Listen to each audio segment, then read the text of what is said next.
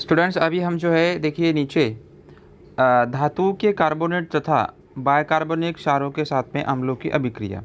अभी वैसे तो यहाँ पे कृति दी गई है, करके हमें देख लेना है, तो प्रैक्टिकल तो हम लोग यहाँ पे करके नहीं देख सकते हैं। ठीक है, तो जो भी बताया गया है देखिए हम लोग उससे देख लेते हैं। देखिए होगा क्या कि जो भी कृति किया जाएगा वो चूने के साथ में वहाँ पे मतलब किया गया है। देखिए इस कृति में देखिए बुदबुदाहट के रूप में निर्माण होने वाली गैस चूने के पानी में संपर्क में आने पर चूने का पानी देखिए दूधिया हो जाता है। मतलब जो कार्बन डाइऑक्साइड गैस है, कार्बन डाइऑक्साइड गैस को अगर चूने के पानी के संपर्क में लाया जाएगा तो जितना भी सारा चूने का पानी है देखिए पूरा दूधिया रंग का हो जाएगा, यानी पूरी तरह से वो सफ़ेद दिखाई देगा आपको। तो यह देखिए कार्बन डाइऑक्साइड गैस की रासायनिक परीक्षा है। तो ये जैसे मैंने बोला था कि ये कार्बन डाइऑक्साइड यानी कि CO2 होता है, तो ये कार्बन डाइऑक्साइड गैस की ये रासायनिक परीक्षा है, अर्थात चूने का पानी दूधिया हुआ। इससे हमें यह ज्ञात होता है कि बुदबुदाहट के रूप में दिखाई देने वाली गैस वो कार्बन डाइऑक्साइड है। तो जो बुदबुदाहट मतलब जो भी ऊपर निर्माण होता है तो कौन सी गैस है? कार्बन डाइऑक्साइड की गैस, जो चूने के पानी के संपर्क में आने की वजह से चूने का पानी दूधिया यानी पूरी तरह से सफ़ेद रंग का दिखाई देता है। धातु के कार्बोनेट और बाइकार्बोनेट देखिए क्षारों के साथ अम्लों की अभिक्रिया के कारण यह गैस बनती है। देखो धातु का कार्बोनेट और बाइकार्बोनेट तो दोनों मतलब ये देखो खाने का सोडा और धोने का सोडा के संबंध में है। दोनों को जब मिक्स किया जाएगा तो वहाँ से हमको पता चलेगा कि वहाँ पे गैसें बनती है और चूने के पानी के साथ साथ वह अभिक्रिया होकर कैल्शियम कार्बोनेट की तल छट्टी वहाँ पे तैयार होती है और इससे यह कार्बन डाइऑक्साइड यह हमें ध्यान में आता है। तो देखिए यहाँ पे जैसे कैल्शियम हाइड्रोक्साइड और कार्बन डाइऑक्साइड है, वहाँ पे कैल्शियम कार्बोनेट तैयार होता है, वहाँ पे पानी भी तैयार होता है। तो देखिए तालिका में इतनी सारी अभिक्रिया वहाँ पे दी गई है जिसको मैं आपको बाद में बताऊँगा, ठीक है, कि इस अभिक्रिया को कैसे कंप्लीट करेंगे। तो इतना आपको ध्यान में रखना है कि जो कार्बोनेट होते हैं धातु के कार्बोनेट और बाइकार्बोनेट जब उनको मिलाया जाए तो उसमें से गैस बनती है। ठीक है, गैस कौन सी बनेगी वहाँ पे? CO2 gas. CO2 गैस मतलब कार्बन डाइऑक्साइड। नीचे देखिए लवण, लवणों के प्रकार में देखिए अभी लवणों को भी प्रकार होते हैं, उसमें अम्लीय भी होता है, क्षारीय होता है और उदासीन भी होता है। वो किसी हिसाब से देखिए, ये तो कृति है, कृति तो हमें फिलहाल नहीं करना है, प्रैक्टिकल है। नीचे देखिए अम्ल तथा क्षारक के बीच अभिक्रिया होने पर लवण तैयार होते हैं, यह तो हमने देखा ही है। ठीक है, क्योंकि अम्ल क्षारक को मिलाएंगे तो लवण तैयार होता है, यानी कि उदासीनीकरण अभिक्रिया होती है, ये तो हम सीख चुके हैं। इस अभिक्रिया को देखिए उदासीन अभिक्रिया कहते हैं। फिर भी देखिए तैयार होने वाला लवण हमेशा उदासीन नहीं होता है। देखो हमने क्या पढ़ा था कि अम्ल और क्षारक को जब मिलाएंगे तो लवण होता है, यानी कि उदासीनीकरण अभिक्रिया है। लेकिन जो भी लवण तैयार होता है वह सदैव यानी हमेशा के लिए उदासीन नहीं होता है। तो क्या होता है? देखिए तीव्र अम्ल और तीव्र क्षारक के उदासीनीकरण से उदासीन लवण बनेगा। देखो तीव्र अम्ल और तीव्र क्षारक दोनों अगर तीव्र होंगे तो ही क्या बनेगा? उदासीनीकरण का लवण उदासीन बनेगा। लेकिन इस लवण के जलीय विलयन का pH देखिए 7 होगा, यानी उसका पावर ऑफ हाइड्रोजन अगर हम ज्ञात करेंगे तो कितना होगा? 7 होगा। 7 यानी वो उदासीन होता है। तीव्र अम्ल और सौम्य क्षारक के उदासीनीकरण से देखिए वो अम्लधर्मी बनेगा और अम्ल के लवण के जलीय विलयन का pH 7 से कम होता है, क्योंकि जो जिसका pH 7 से कम होता है वो लवण वो अम्ल होता है, तो अम्लधर्मी हो गया। तो इसके विपरीत सौम्य अम्ल और तीव्र क्षारक के उदासीनीकरण से क्षारीय लवण बनेगा। ऐसे लवण के जलीय विलयन का देखिए pH क्या होगा? 7 से अधिक होगा। यानी कुछ देखिए कहने का मतलब क्या है वहाँ पे कि किसी का 7 होगा तो उदासीन है, किसी का 7 से कम होगा तो क्या होगा? अम्लीय होगा, और किसी का 7 से अधिक होगा तो फिर क्या होगा? एक क्षारीय हो सकता है। तो ऐसा उसका अलग से संबंध है। मतलब कुल मिला के वहाँ पे जितने भी सारे मतलब वहाँ पे लवण तैयार होंगे वो उदासीन ही होते हैं, ऐसा नहीं होता है। कभी अम्लीय भी हो सकते हैं और कभी क्षारीय भी हो सकते हैं। तो ये सब हम जब देखेंगे, जब उसका pH ज्ञात करेंगे तो उस pH के अनुसार हम उसका क्या कर सकते हैं? वर्गीकरण कर सकते हैं कि कौन अम्लीय के रूप में है और कौन जो है क्षारीय के रूप में है। ठीक है, तो ये सब ये लवणों के प्रकार जिसमें अम्लीय भी होता है, क्षारीय भी होता है और उदासीन। उदासीन मतलब कितना होगा? 7। क्षारीय मतलब 7 से अधिक होगा। अम्लीय मतलब क्या होगा? 7 से कम होगा। ठीक है, अब देखिए यहाँ पे बोला गया कैलाशीय जल। कैलाशीय जल देखिए क्या होता है? देखिए नीलात होता है, जिसको मतलब कॉपर सल्फेट बोलते हैं, नीलात होता है। अरे पानी की बूंदे उसमें क्या किया गया है कि उसको नीले खेतों को हमें क्या करना है, ऊष्मा देना है, जो जिसको हम कॉपर सल्फेट बोलते हैं, तांबे का सल्फेट होता है। तो ये आपको मार्केट में मिलेगा, तो हम उसको ऐसा प्रैक्टिकल करके देखेंगे। देखिए क्या होगा, देखिए 2 परख नली में नीले खेतों यानी कॉपर सल्फेट के कुछ टुकड़े लेना है, एक नरक परख नली में पानी डालकर उसे हिलाना है और तैयार हुए विलेन का रंग कौन सा है हमें देख लेना है। फिर आपको ये भी चेक करना है कि दूसरे परख नली बर्नर में धीमी आंच पर गर्म करें तो क्या दिखाई देगा, नीले थोते के रंग में क्या बदलाव होगा और परख नली के ऊपरी भाग में वो क्या दिखाई देगा। अब यह दूसरी परख नली ठंडी होने पर उसमें रंग कौन सा होगा, परीक्षण से क्या अनुमान लगाया जा सकता है। अभी देखो ये सब प्रैक्टिकल हम खुद करेंगे, ठीक है ना, जब निरीक्षण करेंगे तो हमें पता चलेगा। फिर भी उत्तर यहाँ पे बताए गए हैं। देखिए ऊष्मा देने के कारण देखिए नीले थोतों को केलासीय संरचना टूटकर रंगहीन चूर्ण बन जाएगा। रंगहीन मतलब उसमें किसी प्रकार का रंग होता नहीं है, तो वो रंगहीन चूर्ण बन जाएगा। और यह होते समय देखिए पानी जो है क्या हुआ वहाँ पे बाहर निकल जाएगा, उसका पानी क्या हो जाएगा, बाहर निकल जाएगा। और यह पानी नीले थोतों को केलासीय रचना का भाग है, इसे ही हम क्या कहेंगे, केलासीय जल। केलासीय जल मतलब पानी के टुकड़े मतलब क्या हो जाते हैं, बाहर निकल जाते हैं, पानी बाहर निकल जाता है, तो उसे हम कहेंगे केलासीय जल। सफ़ेद चूर्ण में पानी डालने पर परख नली के विलयन के रंग का विलयन बनेगा। इससे यह ज्ञात होता है कि गर्म करने के कारण नीले थोतों के केलासों में कोई भी रासायनिक बदलाव नहीं आया। तो पहले में जो मतलब परख नली में जो विलयन डाला गया, उसको ऊष्मा दी गई है, तो नीले थोते में क्या होगा पता है, किसी भी प्रकार का वहाँ पे बदलाव होता हुआ आपको दिखाई देगा नहीं। यानी हम लोग कह सकते हैं कि उसमें किसी प्रकार का रासायनिक बदलाव होता हुआ दिखाई नहीं देता है। जब हम प्रैक्टिकल करेंगे तब हमको समझ में आएगा। तो देखिए नीला थोता गर्म करने पर पानी बाहर निकलना, जब नीले थोतों को गर्म करेंगे तो उसमें से पानी बाहर निकलेगा, उसकी केलासीय संरचना टूट जाएगी और नीला रंग चला जाना, ये सभी भौतिक परिवर्तन है। तो उसका नीला रंग भी क्या हो जाएगा, वहाँ से चला जाएगा, लेकिन मतलब जो है नीले रंग में भी वहाँ पे परिवर्तन होगा। तो किसी प्रकार का जो है रासायनिक परिवर्तन नहीं होता है, और जो भी रंग वगैरह चला जाएगा तो वो सब क्या है, भौतिक परिवर्तन है, ठीक है। तो ये सब आपको दिखाई देगा। उसके बाद में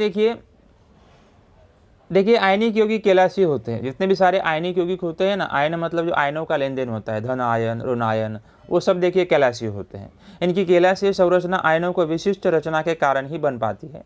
और कुछ यौगिकों में देखिए केलासों में पानी के अणु भी संरचना समाविष्ट होते हैं, और यह केलासीय जल। और एक सिंपल तरीके से मैं बता देता हूँ, केलासीय जल का मतलब देखना है आपको कि जहाँ पे पानी के अणु आपको दिखाई दे रहे हैं, ध्यान में रखिए, H2O के सामने जो 5 संख्या दिखाई दे रहे हैं ना, किसी भी यौगिक के साथ में अगर मान लो पानी की संख्या जो भी है 1 2 3 4 5 6 10 12 14 कितना भी हो सकता है, तो हम समझ जाएंगे कि वो क्या है, केलासीय जल।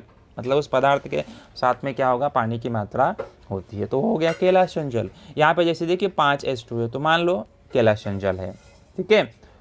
तो देखिए कुछ यौगिक में देखिए केलासों में पानी की अणु संरचना समाविष्ट होती है, यही केलासीय जल होता है। मतलब उसके अणु की संरचना भी वहाँ पे समाविष्ट होती है।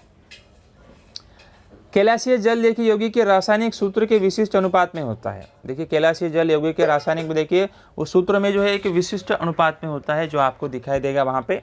और रासायनिक सूत्र में वो निम्नानुसार से दर्शाया जा सकता है। मतलब हर एक केलासीय जल में, केलासीय जल यौगिक में देखिए क्या होगा कि पानी के मतलब एक विशिष्ट अणु की मात्रा वहाँ पे एक निश्चित होती है, एक उसकी संख्या निश्चित रहती है। जैसे देखिए केलासीय नीला थोता अगर हम बात करेंगे तो देखिए वहाँ पे CuSO4.5H2O, यानी कि उसमें पानी के अणु कितने हैं, 5 है। फिर देखिए बाद में केलासीय फेरस सल्फेट FeSO4.7H2O, यानी कि उसमें पानी के 7 अणु हैं। केलासीय सोडा में देखिए Na2CO3.10H2O, यानी कि 10 उसके अणु हैं पानी के। फिटकरी में देखिए K2SO4Al2SO4.24H2O, तो यहाँ पे 24 है। फिटकरी में देखो 24 पानी के अणु है, केलासीय सोडा में 10 अणु है, केलासीय फेरस सल्फेट में 7 अणु है, और केलासीय नीला थोता में वहाँ पे 5 अणु है। तो ये अणुओं से देखिए हम लोग पता कर सकते हैं कि वहाँ पे ये सब क्या है, केलासीय जल है। आगे देखते हैं केलासीय पदार्थों की विशेषता। देखिए केलासीय पदार्थों में केलासीय जल होता है, यानी कि उसमें जल की मात्रा आपको दिखाई देगी। केलासीय जल के अणु केलास की अंतर्गत रचना का भाग होते हैं। ध्यान में रखना है, जो केलासीय जल होता है तो उसके जल के अणु केलास की अंतर्गत रचना का भाग होते हैं, तो उसकी आंतरिक रचना के बारे में वो बताया जाता है पानी के माध्यम से। तीसरा देखिए गर्म करने पर या कुछ समय तक खुला रखने पर भी केलाशीय जल बाहर निकल जाएगा। अब देखिए उसको अगर हम गर्म करेंगे या तो कुछ देर के लिए खुला रखेंगे तो भी पानी बाहर निकल जाता है और उस भाग का केलाशीय रूप क्या हो जाएगा, नष्ट हो जाएगा, क्योंकि जल ही निकल गया बाहर गर्म पानी गर्म करने से या खुला रखने से। तो फिर वो केलाशीय जल कैसे हुआ, नहीं होगा, क्योंकि पूरी तरह से वो बाहर जा चुका है। तो ये ऐसे केलाशीय पदार्थों की वहाँ पे रचना वहाँ पे बताई गई है।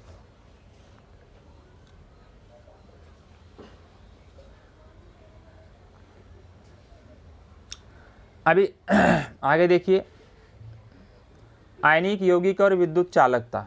यहाँ पर फिर भी वही प्रैक्टिकल बताया गया है। देखिए 50 मिली पानी में 50 मिलीलीटर पानी लेना है और 1 ग्राम सोडियम क्लोराइड मिलाकर विलयन बनाना है। सोडियम क्लोराइड मतलब नमक, ठीक है।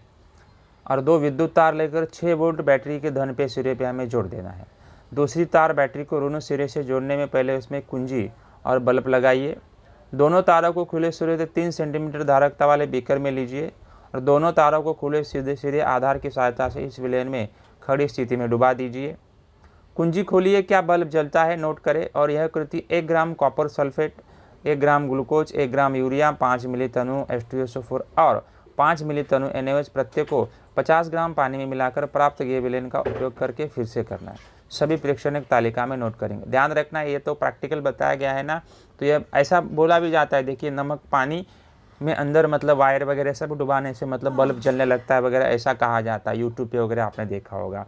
तो ये सब ऐसा प्रैक्टिकल करेंगे ना तो बल्ब जलता हुआ आपको दिखाई देगा। तो हम ये घर पे प्रैक्टिकल कर सकते हैं। कभी कभी जलता है, कभी नहीं जलता है, तो वो मात्रा के ऊपर जिस तरह से हम घुलाएंगे विलयन करेंगे उस हिसाब से। और कुछ यहाँ पे देखिए जो है copper sulphate, glucose, urea, H2SO4, NaOH, ठीक है। तो ये सब हम लेते हैं दुकान से, मार्केट से लेते हैं, तो प्रैक्टिकल करते हैं। तो वहाँ पे बल्ब मतलब वो विद्युत के सुचालक होते हैं, वैसा वहाँ पे कहना होता है। कुछ समय के लिए वहाँ पे विद्युत निर्माण हो सकती है।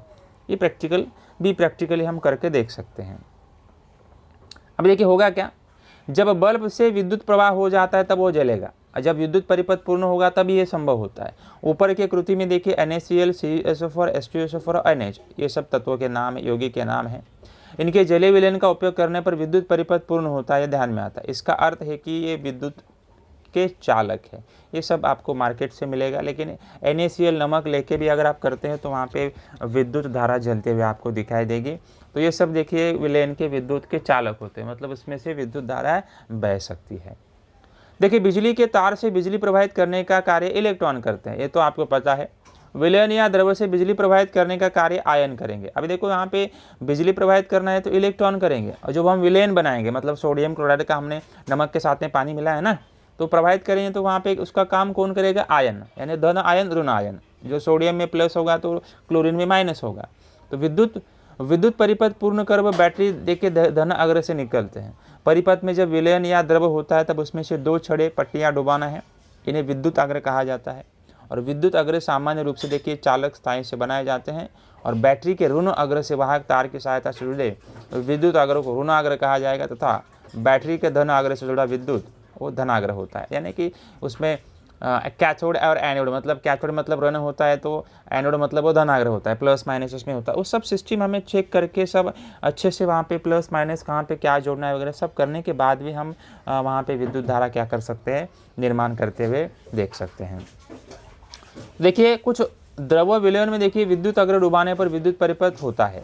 इसे जानने के लिए देखिए उपयुक्त कृति में जो विलयन विद्युत चालक पाएंगे उन्हें अधिक गहन दृष्टि से हमें देख लेना है। तो जो भी क्या होता है वो सब प्रैक्टिकल हमें देख लेना है और करके देख लेना है, तब हमको अच्छे से समझ में आएगा कि वहाँ पे एक्चुअल में क्या घटित हो रहा है। देखिए आयनों का विचरण और विद्युत चालकत्व क्या होता है।